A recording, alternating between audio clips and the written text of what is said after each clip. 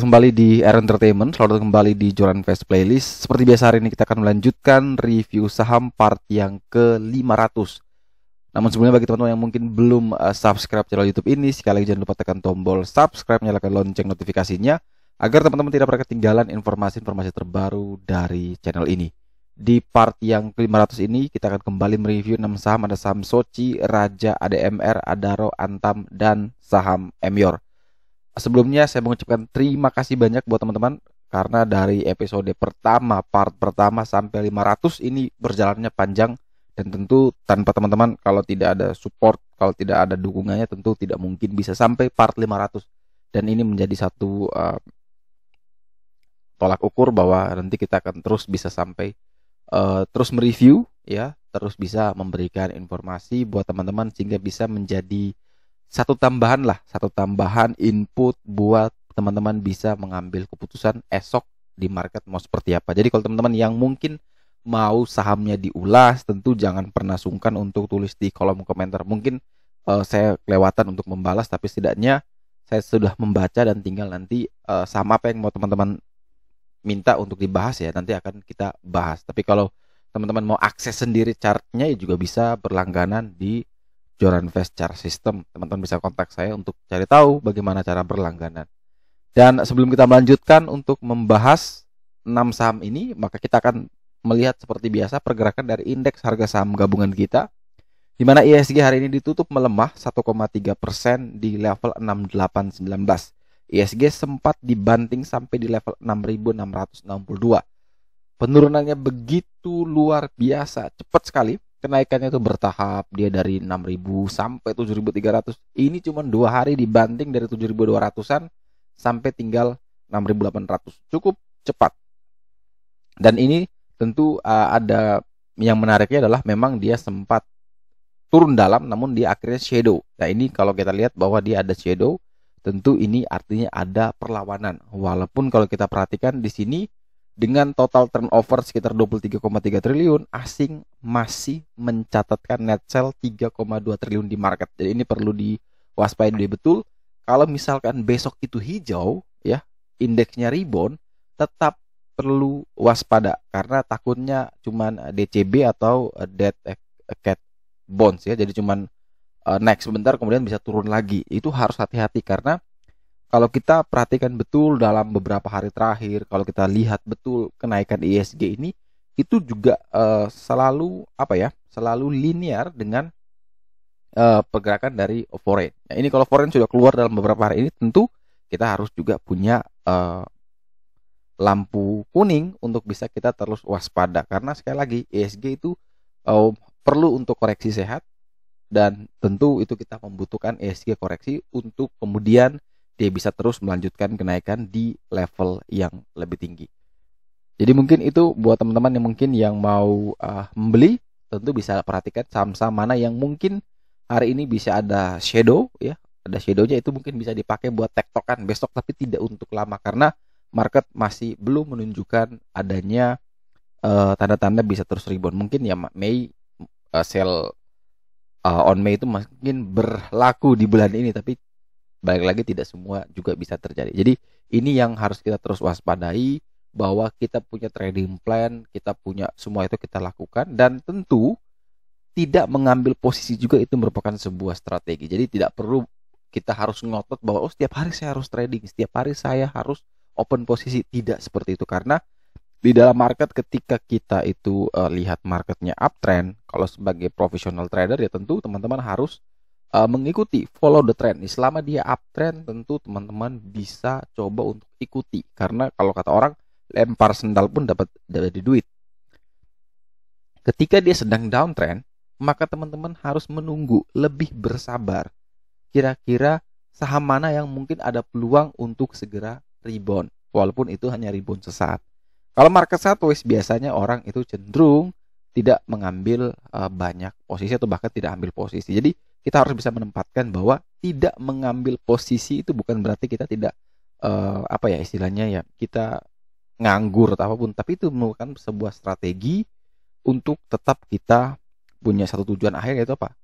Mengamankan capital, dan pada akhirnya dengan capital yang ada kita bisa menghasilkan profit. Jadi itu adalah tujuan akhir dari kita semua terjun ke market seperti ini. Jadi tidak perlu buru-buru, tidak perlu panik, tidak perlu kita harus ngoyo bahwa saya harus trading apa ya hari ini, harus open posisi apa ya hari ini, karena kalau tidak open posisi saya susah. Tidak perlu, karena kalau memang kita rasa marketnya masih belum bersahabat, elok ketika kita harus menahan diri. Lebih baik kita tidak cuan hari ini daripada kita memaksa namun capital kita malah tergerus. Itu jauh lebih penting kita menjaga capital kita. Nanti ketika ada tanda-tanda dia kemudian kembali uptrend, nah itu baru kita boleh coba untuk entry. Itu teori untuk teknikal yang para profesional trader lakukan.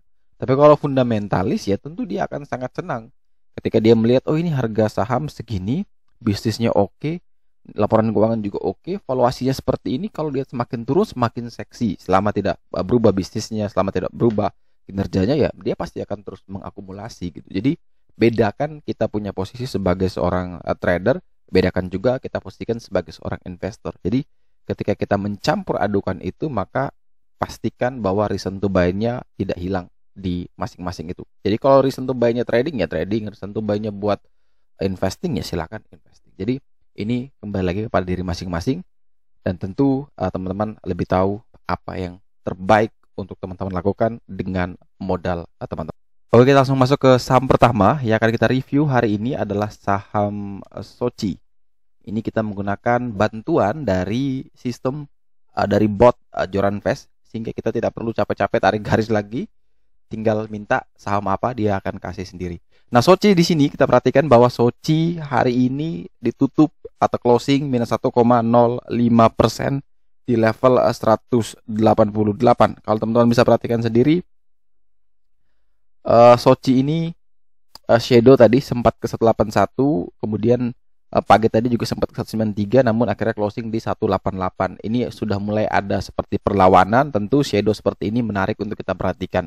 Dari panel trend merah panjang ya, merah ini jelek sebenarnya, tapi kalau dia sudah semakin panjang ya, kalau dia semakin panjang tentu ini artinya dia sudah cukup lama untuk turun trennya, sehingga ada harapan dia akan berubah jadi warna kuning, yang mana itu artinya ada titik atau mencoba untuk membalikan tren. Dari bundle flow memang masih merah banyak, ini artinya distribusinya masih ada, walaupun di sini teman-teman bisa perhatikan ada kuning ini ya, kuningnya mulai menguasai merah ya. Jadi ini kalau kuningnya semakin menguasai merahnya bahkan sampai hilang, itu bagus buat Soci. Nah, best buy-nya adalah ketika kita bisa buy on breakout di atas, atau ketika dia mampu naik lagi di atas 198 dengan target berikutnya adalah menuju ke 214. Tapi kalau dia belum naik di atas 198 ya tentu itu masih ada keraguan buat kita apakah dia ini kuat atau tidak untuk uptrend kembali. Jadi kalau dia paling naik ke 198 kemudian turun lagi ya apes juga gitu. Jadi lebih bagus menurut saya pribadi adalah buy ketika dia bisa breakout di atas 198. Tapi pasti ada yang tanya juga. Jadi kalau saya beli 188 jual 198 pun udah cuan. Ada trading plan-nya buat itu, ya bisa juga kita pakai spek buy ya dengan coba membeli. Tapi kalau ini kita coba dengan weekly-nya, kira-kira apakah bisa bagus apa tidak untuk Soci. Nah, kalau kita perhatikan di sini ya ternyata ada juga di sini yaitu di weekly SPK 190 ya. Jadi bisa juga buy on breakout 190 baru teman-teman beli target ke 198. Boleh juga disesuaikan seperti itu. Nah, ini bisa teman-teman pakai juga sebagai acuan. Jadi di sistem ini teman-teman bisa mengendalikan trading plan itu sesuai dengan keinginan teman-teman. Jadi ketika time frame daily-nya ternyata tidak atau mungkin terlalu jauh menunggunya, teman-teman coba dengan time frame weekly. Oh, di sana ternyata ada titik yang bisa juga sebagai acuan. Ya boleh juga kita pakai untuk membeli. Sehingga teman-teman bisa punya trading plan yang lebih bagus. Nah, ini kalau misalkan teman-teman tanya, oh trading plan Soci-nya seperti apa jadinya? Ya kalau saya pribadi kita gabungkan tadi dengan weekly Fibo, kemudian dengan daily chart normalnya, maka ya kita bisa buy on breakout ketika dia melewati 190.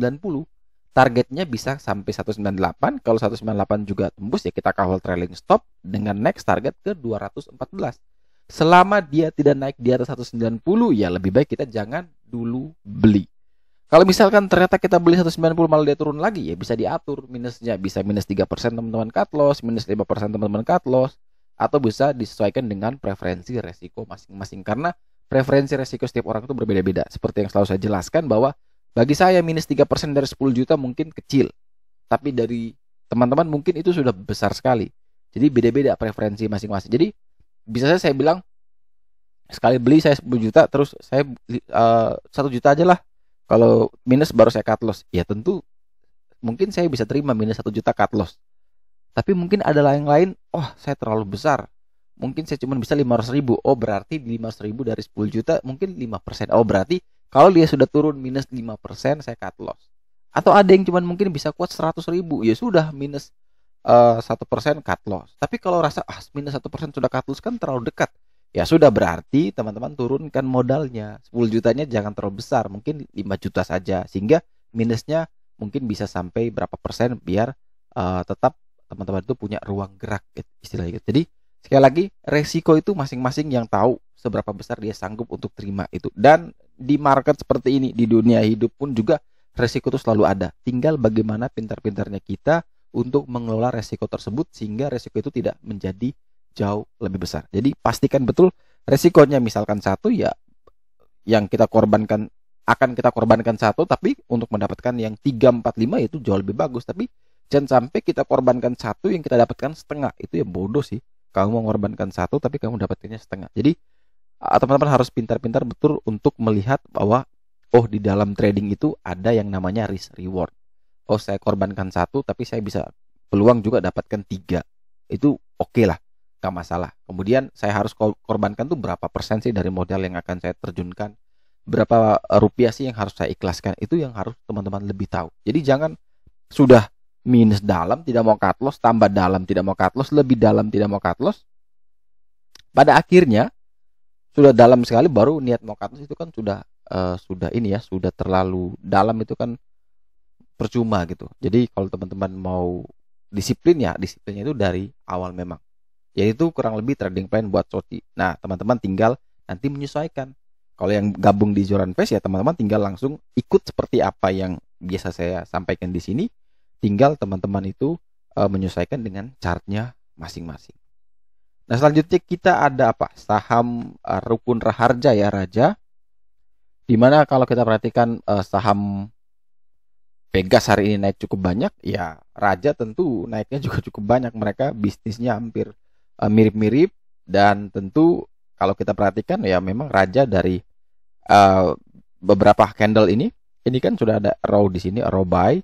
Kemudian ada warna akumulasi putih ya. Kemudian besoknya akumulasi lagi, hari ini tambah full akumulasi. Dan tentu sekarang kita tidak bisa lihat lagi nih kemana pergerakan dari Raja, karena dia sudah lewat dari area RPK-nya, resisten paling kuat di 193, dia sudah sampai 244. Maka kita membutuhkan Fibo, dan Fibo pun tidak mungkin daily karena tertinggi di daily pun ada di sini. Dia sudah lewat itu pun. Jadi kita bisa pakai coba dengan weekly dulu. Kalau weekly tidak bisa, kita baru lebarkan ke monthly.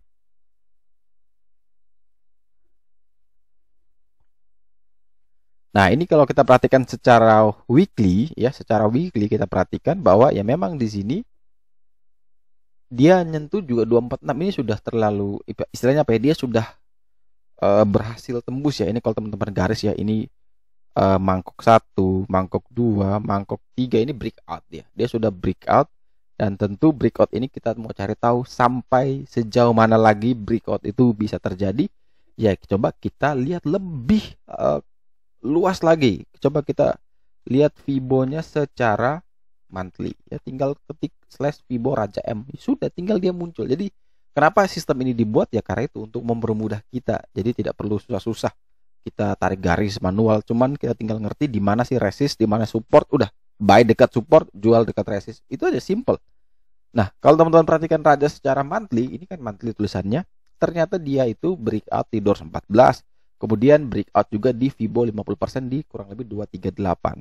Nah, sekarang target berikutnya adalah ke 280. Nah, ini kan dekat. Akhirnya kita tahu, ada 238 di sini sebagai support di Fibo 50. Selama di atas 238, ya tentu Raja masih menarik. Jadi kalau yang sudah beli dari harga bawah, trailing stopnya di berapa? Ya di 238. Turun di bawah itu ya sudah jual.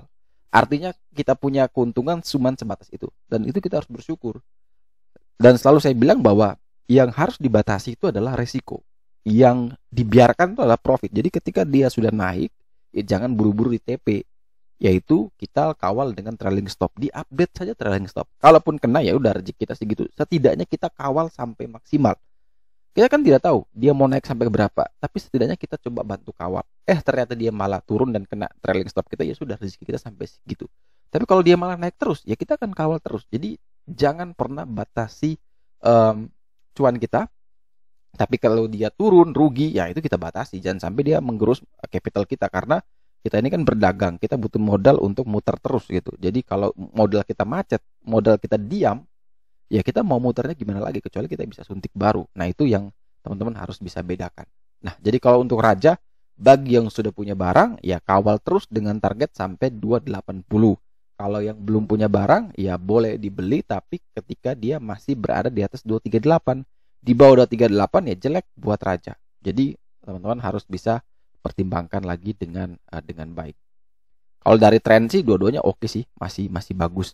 Hanya tetap perlu kita waspadai bersama. Selanjutnya, setelah kita bahas raja, di sini tadi kita ada saham ADMR.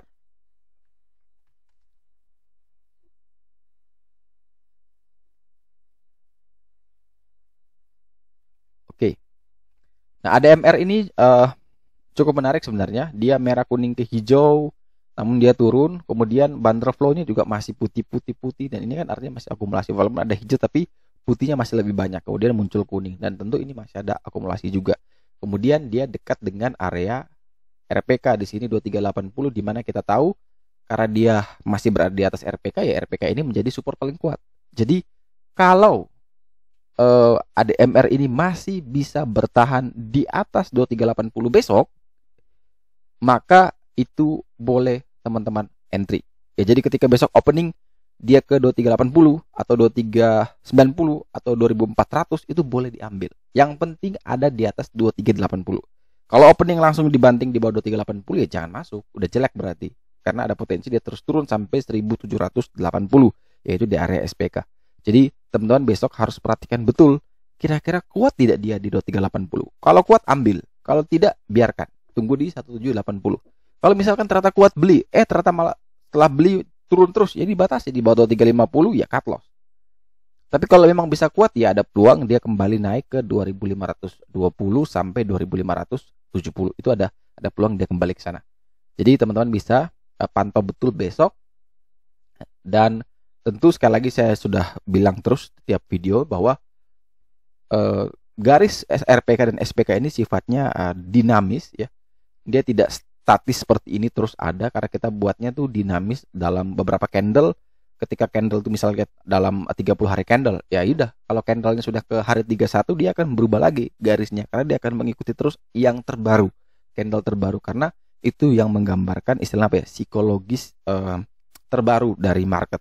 Jadi dia tidak hitung yang masa lalu, dia cuma ambil yang terbaru, sehingga dia akan berubah terus. Makanya kalau teman-teman misalkan lihat hari ini 2380, bisa jadi besok saya review, besok malam mungkin sudah bukan 2380, bisa-bisa 2400, atau dia akan geser gitu, mengikuti sesuai dengan update candle terbarunya seperti apa.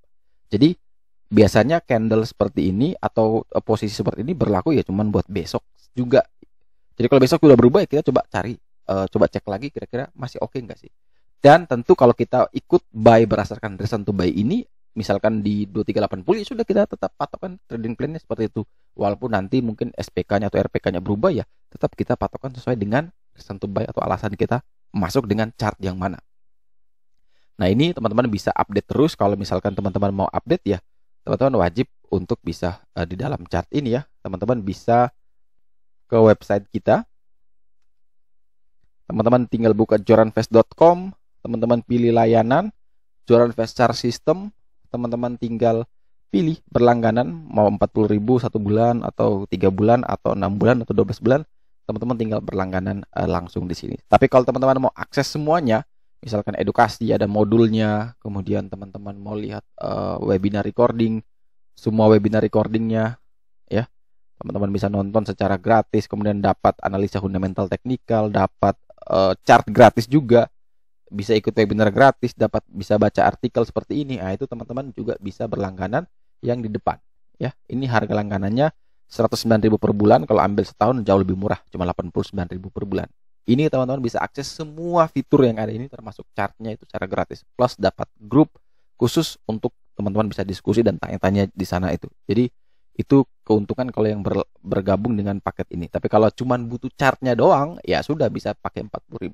Tapi kalau yang tadi di depan itu 109, teman-teman sudah bisa akses termasuk chartnya juga gratis ya. Jadi teman-teman bisa pilih sesuai dengan kantong, sesuai dengan keinginan dari teman-teman. Kita lanjut berikutnya ke Adaro.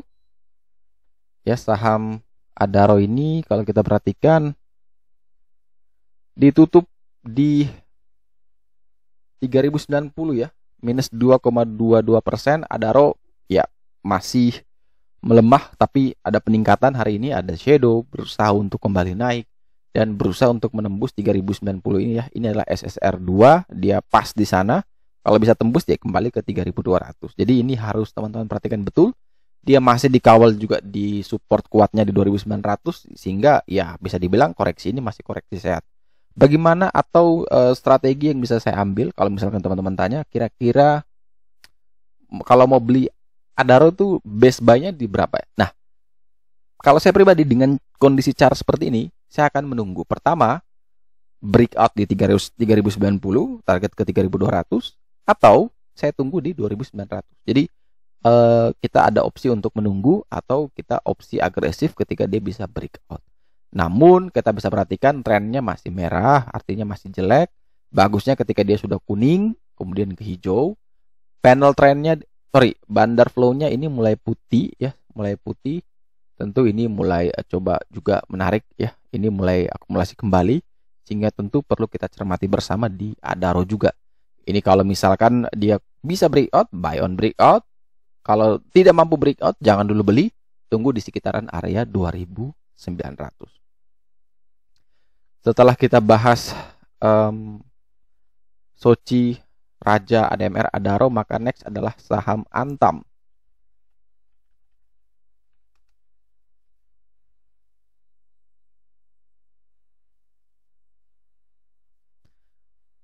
Nah, saham Antam ini kalau kita bisa perhatikan, saham Antam ada penurunan hari ini minus 4,35%. Kalau misalkan teman-teman perhatikan, Antam ditekan cukup keras hari ini, ya sempat ke 2360 namun bisa bertahan. Dan dia punya level support paling kuat itu ada di 2330. Artinya ya selama dia masih bertahan di atas itu, Antam sebenarnya masih baik-baik saja. Tapi ini kan sudah beberapa kali diuji ya. Ini bertubi-tubi diuji, ini juga hampir diuji. Semoga ini bisa kuat ya, semoga ini bisa kuat dan dia bisa rebound kembali dengan target kembali ke 2690. Tapi kalau ini jebol, maka waspada. Jadi kalau teman-teman yang mau membeli saham Antam, perhatikan betul kalau besok dia bisa kuat di 2330 sampai dengan 2350 ya boleh dibeli. Cut loss di bawah 2300, target ke 2690 sampai 2700.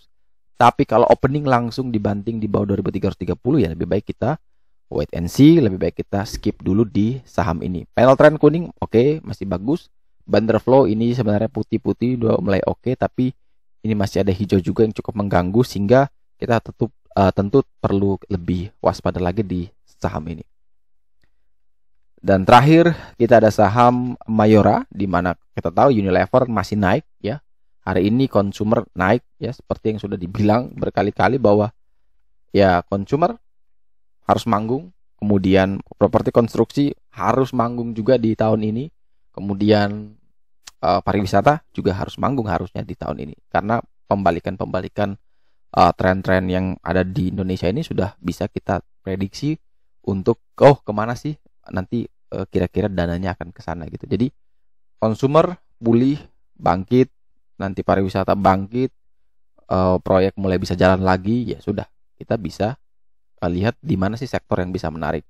Nah, yang menjadi menarik di Mayora ini adalah walaupun hari ini dia naik 5,45%, dalam beberapa hari terakhir ini akumulasinya ini kerasa sekali. Putih semua ini artinya akumulasi full.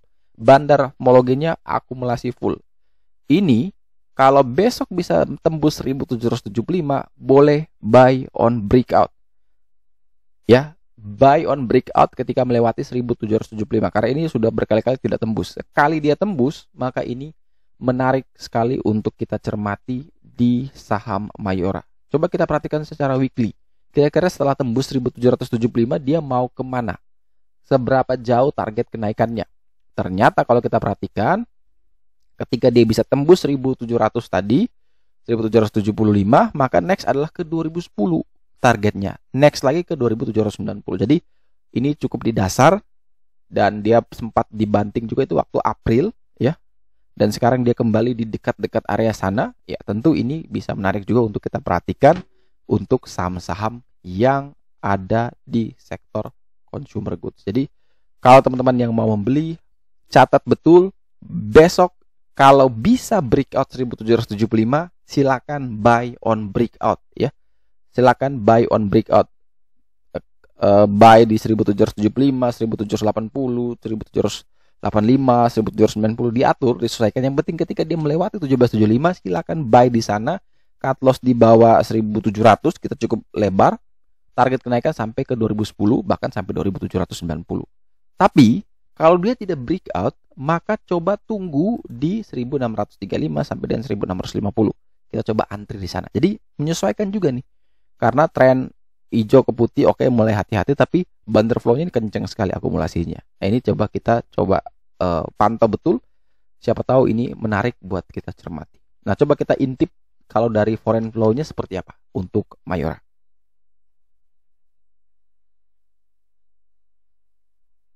Kalau dari foreign flow, ya, dari foreign flow di sini secara net ya, net sell regulernya itu memang ada net jual asing di sini kelihatan keluar 8,7 sekian. Tapi secara ini ya, itunya tuh HK, mereka HK sedikit ya. Mulai ada kelihatan mereka mulai makan di hajar kanan di saham Mayora. Jadi ini mulai perlu juga kita cermati bersama. Breakout silakan buy. Belum breakout tunggu di sekitaran SPK.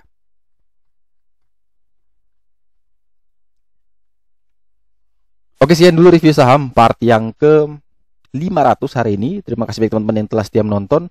Sekali lagi jangan lupa like, komen, dan subscribe. Bantu share juga agar semua informasi yang ada dalam video ini dapat berguna, bermanfaat, dan tentunya bisa menjadi panduan trading di keesokan harinya. Sekali lagi terima kasih banyak. Sampai jumpa dan semoga membantu.